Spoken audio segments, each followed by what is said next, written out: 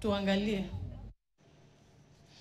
Haya, tukiachana na siasa, tuangazie masuala ya afya ambapo baadhi ya Wakenya wanazidi kulalamika kutokana na huduma za bima ya afya ya SHA, wakisema hawafaidiki na huduma zinazotolewa. Wakizungumza katika eneo la Ongata Rongai wakati wa kupokea matibabu bila malipo, wakazi hao wanadai kulazimishwa kulipa fedha za mwaka mzima ili kufaidika na huduma ya afya ya bima hiyo.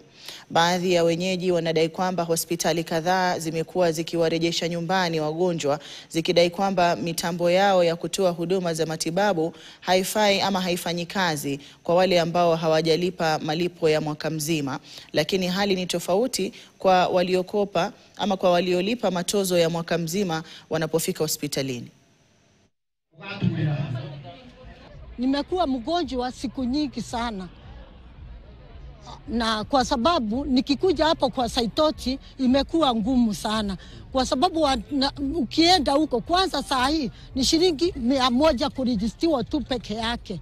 Alafu saa ile unaandikiwa madawa. Ukiandikiwa madawa unaambiwa huko hakuna, uende ukanunue. Mambo ya bima ya SHA wewe wachana na hiyo. Kumekuwa ngumu sana. Kwa sababu ukienda hapo wanaanza kukwambia anga hatuoni nini, anga hatuoni jina yako, hatuoni nini. Sasa kumekuwa na shida nyingi sana. Sasa nimeshukuru Mungu kwa sababu ya hii matibabu ya bure. Imenisaidia kwanza. Nilikuwa nimeenda hospitali ya serikali huko Gong na sikupewa dawa, niliambiwa nikanunue. Kwa nini?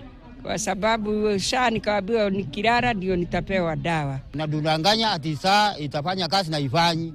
Nimezunguka Kajiado huko Matasi hata sioni, lakini naona hiyo inasaidia sana.